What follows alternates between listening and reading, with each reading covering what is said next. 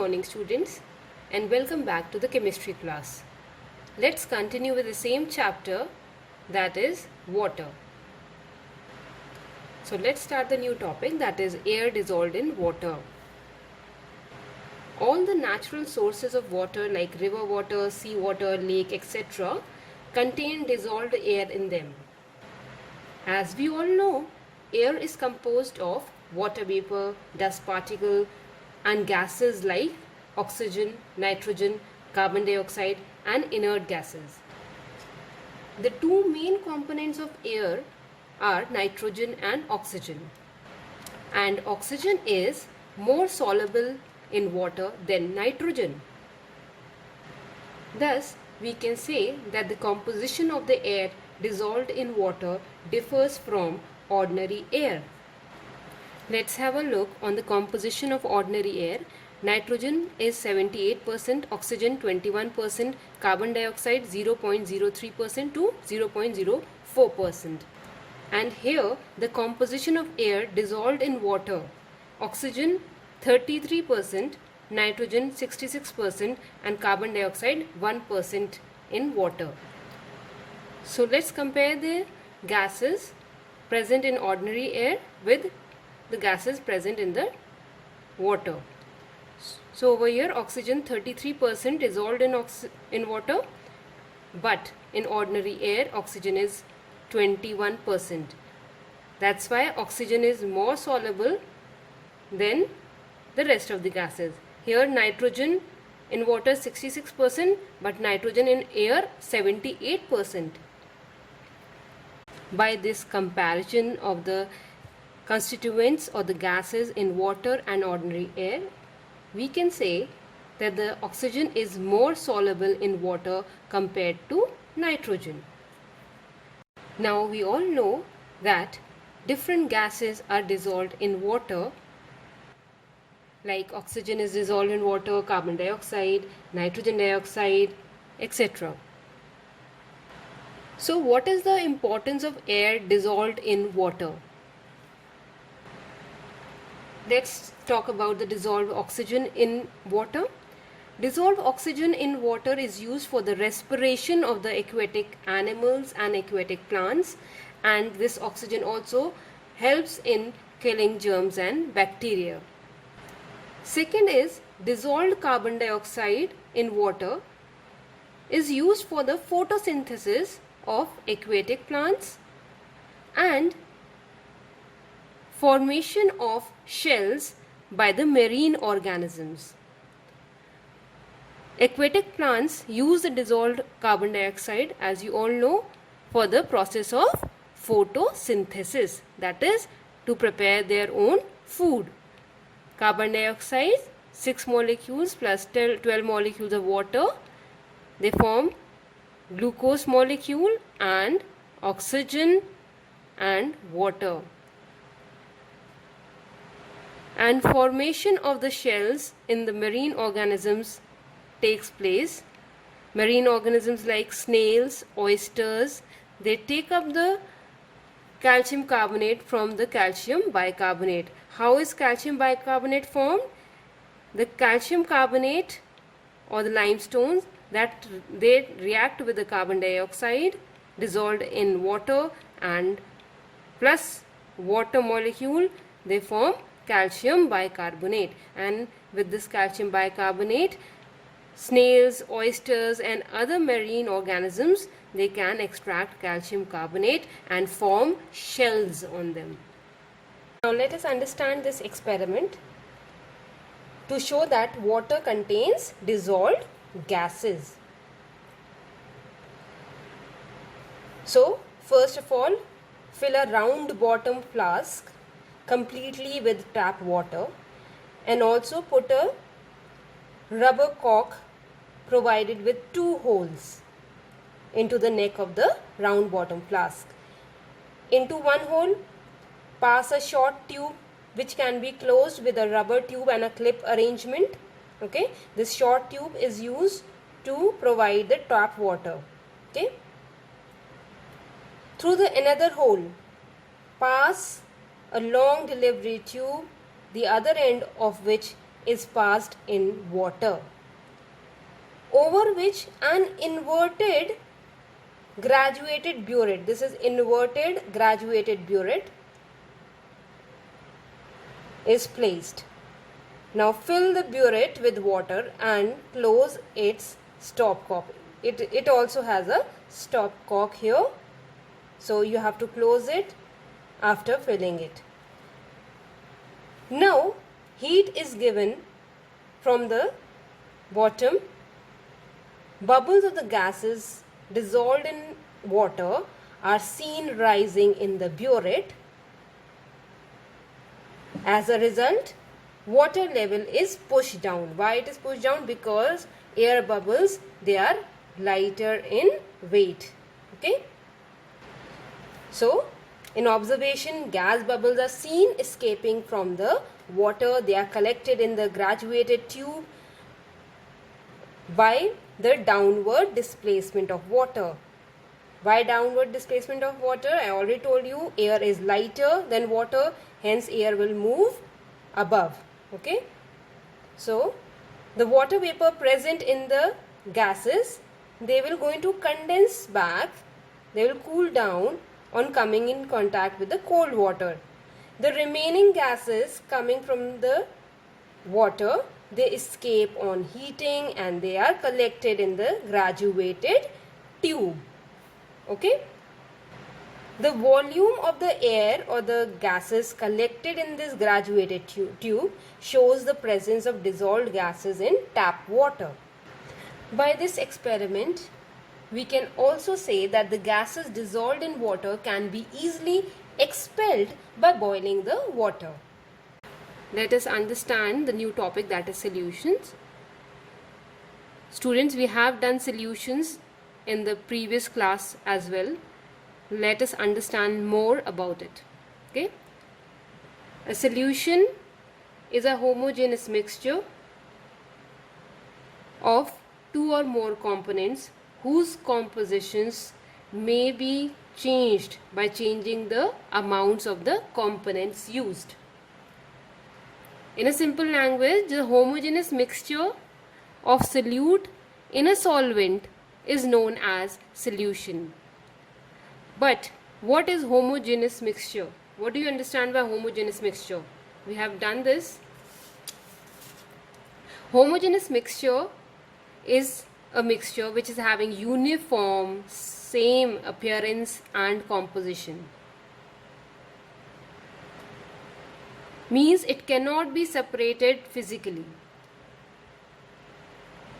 For example, sodium chloride when dissolved in water, you can't make out that in that particular solution sodium chloride particles are also present. You can't see them, right? So this type of mixture or solution is known as homogeneous mixture. Okay. So here, solution is formed when solute is dissolved in a solvent. For example, sugar solution. Sugar solution is a homogeneous mixture, right? So over here, sugar is dissolved in water. Sugar will be solute and water will be solvent. So let's define solute. Solute, it is a component that dissolves in the solvent. Solute is a component which dissolves in a solvent. And what is solvent? The component in which the substance dissolves is called solvent. Okay? In other words, we can say the medium in which one or more components are dissolved, that medium is known as solvent. Okay? The solutions are categorized into three types: binary solutions, ternary solutions and quaternary solutions. The solution which is made up of two components, they are known as the binary solutions. For example, one solute and one solvent is there, so two components are present. They are binary solutions. Example, salt solution. Here salt, solute, and water will be solvent. Okay, so salt solution is an example of binary solutions. Ternary solutions, a solution which is made up of 3 components. They are known as a ternary solutions. Now in this, either 2 solvents and 1 solute, or 1 solvent and 2 solutes are there. Okay, example is an alloy, nichrome. Okay, in nichrome, nickel is there, chromium is there, iron is there. So 3 components are there to make up this alloy. Next is quaternary solution, a solution which is made up of 4 components. They are termed as quaternary solutions.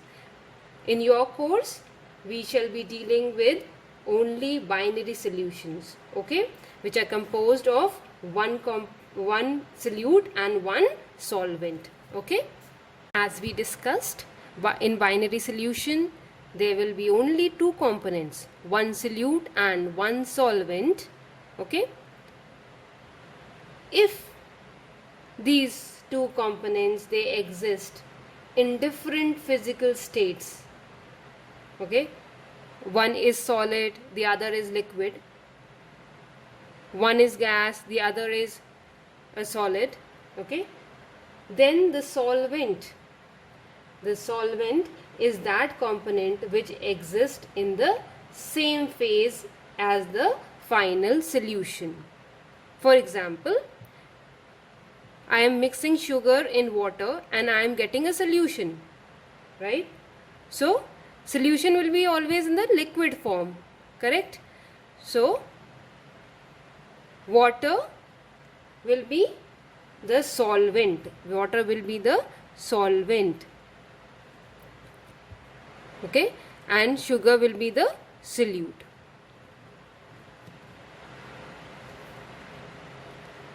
Because water is liquid and the final solution is also liquid.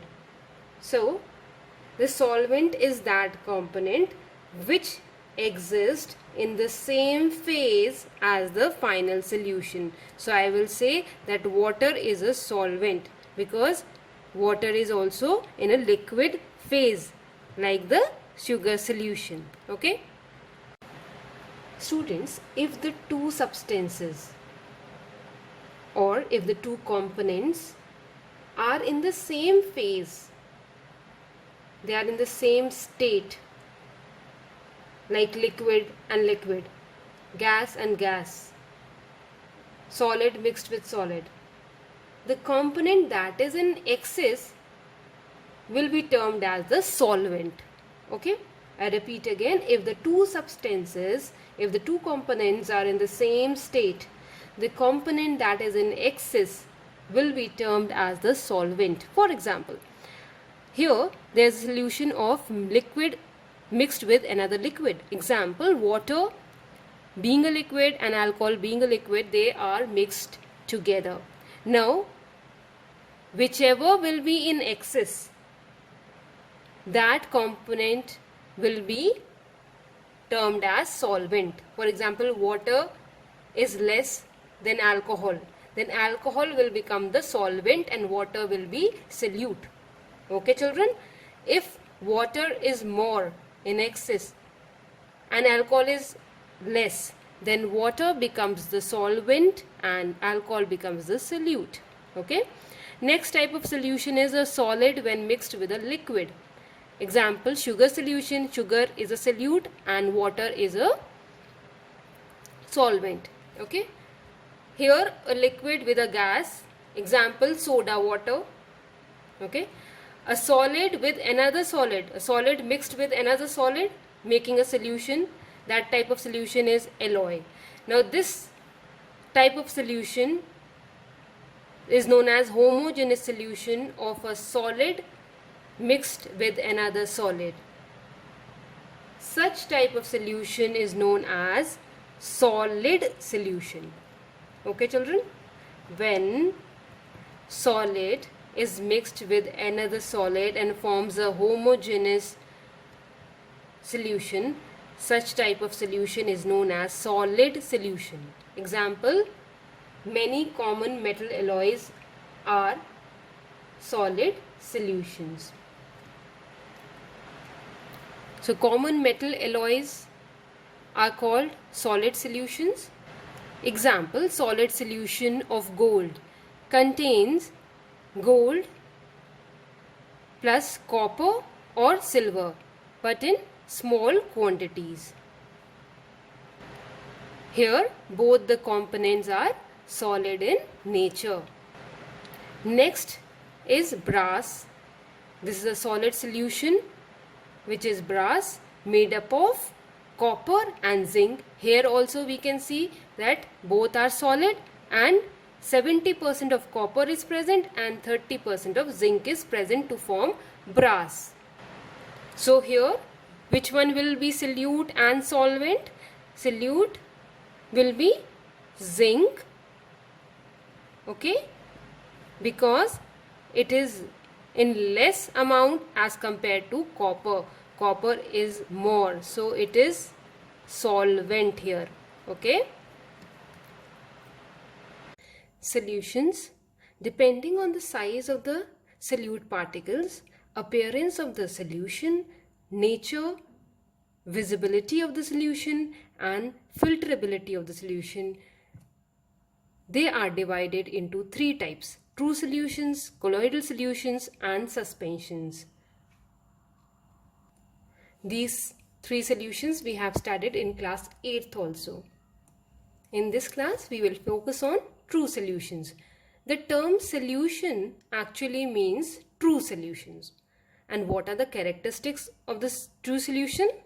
First is they are homogeneous mixture, means they are having same uniform composition. The solute particles are very small, about 10 raised to a minus 10 meters. Clear and transparent solution is there. True solution does not scatter light. The solute particles can pass through the filter paper easily. The solute particles in a true solution, they do not settle down. Example, sugar solution, salt solution, etc. Types of solutions. Broadly, the solutions can be categorized into two: aqueous solutions and non-aqueous solutions. Aqueous means solutions which are prepared in water. Okay. Non-aqueous solutions which are prepared in any other solvents except water. Okay. Now any other solvents, they can be alcohol, petrol, benzene, ether, carbon disulfide, liquid ammonia, etc. but not water. Such types of solutions are known as non-aqueous solutions. Okay. Aqueous solutions, the solutions prepared in water. Example, sodium chloride dissolved in water. So sodium chloride solution is a aqueous solution because water is involved over here. Okay. Non-aqueous solution, now there are many, but they have shown you two only: alcoholic solutions and ammoniacal solutions. Alcoholic solutions are also known as tincture. Okay. The solutions which are made in alcohol, they are known as tincture. And ammoniacal solutions, they are made in ammonia, means solvent will be ammonia here. Okay. And here the solvent will be alcohol. What is tincture? When the solvent is alcohol, the solution is called a tincture. And what is tincture of iodine? It is a solution of iodine in alcohol, means iodine is solute and alcohol is a solvent. Okay. So tincture of iodine is a iodine dissolved in alcohol. Solutions. Now solutions can be concentrated solutions, dilute solutions, saturated solutions, unsaturated solutions and supersaturated solutions. What is concentrated solution? It's a solution where amount of solute is very large compared to mass of solvent. Okay, solute amount is very large as compared to the solvent amount. Dilute solutions, just opposite. Amount of solute is very less compared to the mass of the solvent. Okay. Saturated solution. What is saturated solution, students? A solution that cannot dissolve any more of the solute at a given temperature is called a saturated solution. For example, 36 grams of NaCl, sodium chloride, dissolved in 100 grams of water at 25 degrees Celsius. So at this particular temperature, 25 degrees Celsius, if you take 100 grams of water and you dissolve 36 grams of NaCl, then that solution is known as a saturated solution. Why? Because if you add 1 more gram to this solution, NaCl will remain undissolved. That 1 gram of NaCl will remain undissolved in the solution. That 1 gram will be settled at the bottom of the solution. So beyond 36 grams, you can't dissolve in 100 grams of water at 25 degrees Celsius. So such type of solution is known as saturated solution. In other words, this is the maximum capacity of 100 grams of water at 25 degrees Celsius. Okay? Students, this is an experiment to prepare a saturated solution of niter. What is niter? Niter is potassium nitrate, KNO3. Okay? Now to prepare a saturated solution of niter, we have taken a beaker. Beaker is having 100 gram of water and we have a glass rod for stirring the solution. Okay? And then with the help of the spoon, we can add 1 gram of niter. We start adding 1 gram of niter to 100 grams of water. And with the help of this glass rod, we will keep on stirring the solution. Then we'll add 1 more gram of niter and stir the solution. It too will dissolve. We will continue adding niter 1 gram each with continuous stirring with the glass rod. A stage will come when no more of niter will dissolve. The solution is said to be saturated solution at that temperature. So this will be the saturated solution of niter in water, and it cannot dissolve any more of the niter without changing the temperature. So this saturated solution will be a homogeneous mixture and its composition kept on varying, kept on changing till we got a saturated solution at a particular temperature. Why the composition kept on varying? Because we kept on adding 1 gram of niter to it, and hence the amount of niter was changing in the 100 grams of water. Okay, so this change in the composition will keep on happening till we get a saturated solution. Okay, let us understand the effect of cooling and effect of heating on the saturated solution. Effect of cooling: if the temperature is lowered, then the kinetic energy of the molecules decreases, right? Hence the solubility of a solid will going to decrease, and a part of the dissolved solute separates out in the form of the crystals, because the movement of the particles loses the kinetic energy. This happens if a solution is left open at a higher temperature for a long time. The solvent will slowly vaporizes and a part of the dissolved solute will separate out in the form of the crystals. The remaining solution is still a saturated solution but at a lower temperature. Okay children, this is the effect of the cooling. Now let's understand effect of heating. If the temperature is increased, kinetic energy of the molecule increases. So solubility also increases. More solute can be dissolved in this solution now. Hence it changes the saturated solution into unsaturated solution. You can add more of the solute to this solution now. Okay. Students, what is unsaturated solution? A solution in which more of the solute can be dissolved at a given temperature is known as unsaturated solution. Example, 6 grams of NaCl dissolved in 100 grams of water at 25 degrees Celsius. So this solution of NaCl in water is unsaturated solution. Why? Because 100 grams of water at 25 degrees Celsius can dissolve more of NaCl into it. Okay? In other words, you can say more of solute can be dissolved in the solvent at this temperature. Such type of solution is known as unsaturated solution. Okay, children? So children, what is supersaturated solution? A solution that holds or contains more solute than it can actually hold at a given temperature is known as supersaturated solution. This is an unusual phenomena. Okay, a solution that holds more solute than it can actually hold at a given temperature is known as supersaturated solution.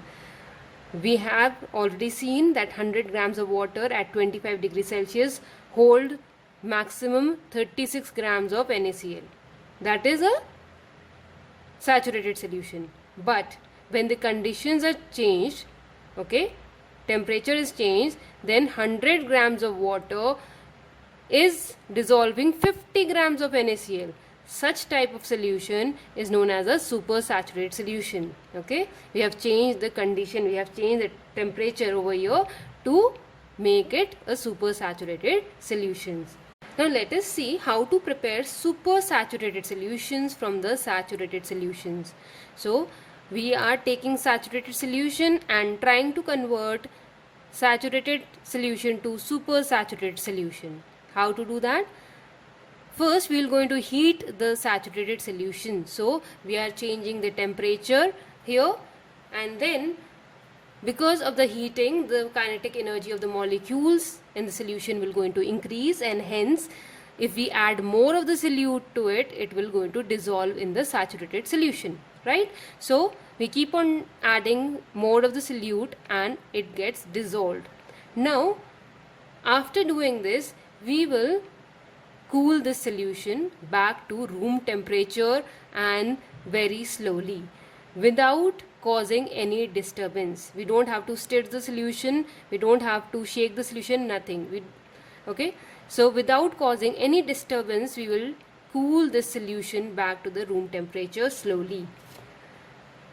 The resultant solution will be known as supersaturated solution. Okay, the final result will be the supersaturated solution. Now this supersaturated solution at a particular temperature is one that is more concentrated than the saturated solution at that temperature. Why more concentrated? Because we added more of the solute by changing the temperature of it, right?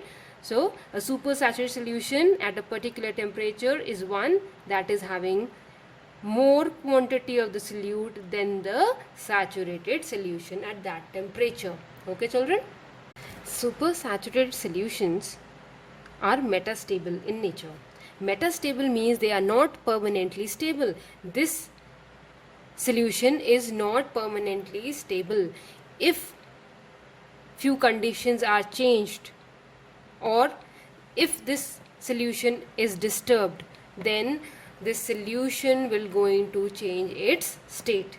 Okay, a supersaturated solution is metastable, and slight disturbances like shaking, stirring, scratching the wall of the container, or even if you add a solute crystal to the solution, this supersaturated solution will turn back into the saturated solution by precipitating the additional amount of the solute which you dissolved to make it supersaturated solution. Okay, so excess amount of the solute will precipitate out and the supersaturated solution will turn into a saturated solution again. Okay. Similarly, if here the temperature is cooled, okay, effect of cooling on the supersaturated solution. As we know, supersaturated solution is a metastable solution, right? So if you will change any of the conditions, supersaturated solution will turn into a saturated solution. So when we cool the supersaturated solution, the additional amount of the salt or the excess amount of the salt present in the solution separates out in the form of the crystals. Okay, so the question is, can we decrease the temperature of a saturated solution without crystallization? Without crystal formation, can we decrease the temperature of a saturated solution? Answer is yes. It is possible to bring down the temperature of a saturated solution without crystal formation if we follow the two ways. First, there should be no impurities present in the solution, and second, this solution should not be disturbed physically. Okay, students, that's all for today. I hope you have understood all the topics which I have covered till now. Rest of the topics of this chapter I will be covering in my coming videos. Thank you and have a nice day.